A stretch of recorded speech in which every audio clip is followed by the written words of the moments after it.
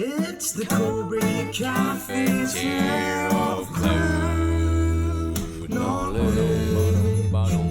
Oh yeah. An endpoint is just a device that a user is basically using to access company data or just to access, information. That is like the endpoint for the data journey, I guess. From wherever it's hosted and stored and worked with, and then it's just being accessed by the end user. Endpoint verification allows organisations to understand the types of devices that are being used by their employees, so they know who the owner of the device is and what the operating system is, if that's been updated, and loads of different other bits of information.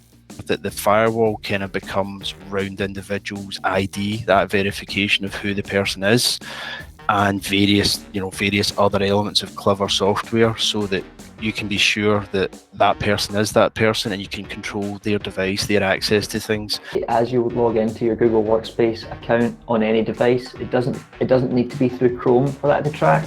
It just picks up whatever device you've accessed from, and then that will then display in the endpoint list in the admin console. And if it's from a location that you've never tried to log into from before, then it's going to block you. You'll need admin approval. So and for any new devices that haven't yet been trusted by our admin console. If you're an admin at your organization for your Google Workspace environment and you're using endpoint verification, you've got a good number of options that you can use in terms of control features and what you can actually do with it. I mean, primarily you're going to have a list of every device basically that's accessing your company data through Google Workspace on their various different endpoints. So mobile phones, tablets, laptops, desktops, whatever the end users are using. And you'll have a list of all of those devices along with the operating system, when they were last updated, when they were last accessed, and other bits of information along those lines. And in terms of actual control, you will be able to block access from these devices, remove it from the list.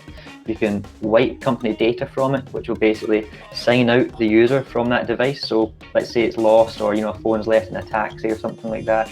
You can actually wipe it, make sure that nobody who finds the phone would be able to log in or get it opened up and access in that way.